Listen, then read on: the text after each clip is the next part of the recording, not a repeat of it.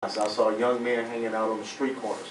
I saw my old high school, Grady High School now, which is a shell of the high school that I remember when I was there. So I think I have to agree with you on this point. When you look at this 16.1% unemployment rate, and this is the military side of me coming out, you got to have a targeted solution.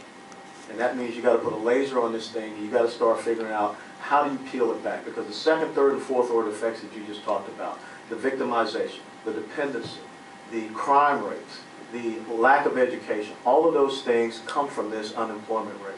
Now I think what we need to do, there are three basic questions that we need to look at.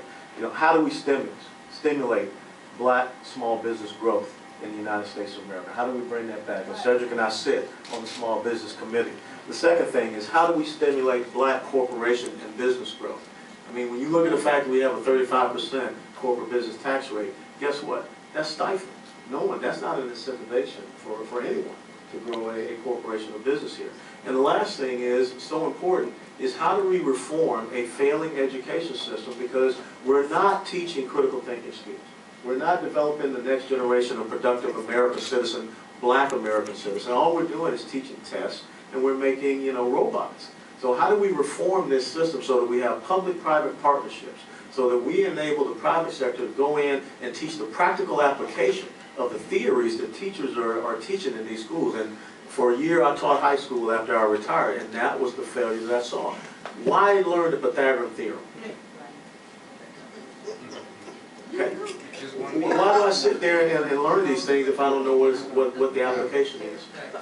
Even with our young men that are football athletes, a great way to teach them statistics and math is to take box scores from football games or baseball games, and that's how you teach them statistics and percentages. And then you get them interested in other things. So I think that what we have to do is look at the practical application of education in the classroom.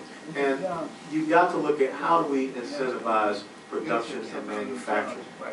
We are losing too much to foreign countries. And from a national security perspective, that's affecting how this country is seen across the world. So we've got to do that. And the last thing is veterans.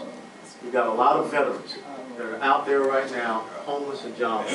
We've got a lot of people that have great experiences, and we need to tap into them as to how we get them to help this unemployment situation and help them to create and grow new jobs. And I want to close with this last point. America can only be as great as the sum of its parts. When you look at the black community, you see a 16.1% unemployment rate. That's not acceptable. Yeah. Now, this is what I would like to recommend. I recommend that, we get together, and as we did in Mill, we put together what's called a tiger team. Just 3 or 4, maybe 5 folks that really get down and focus with this thing. Meet with people like the NAACP.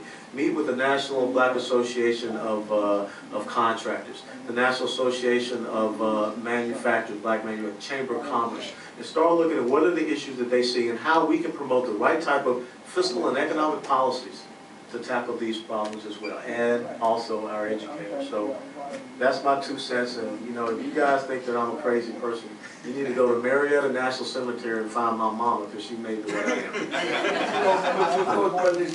am.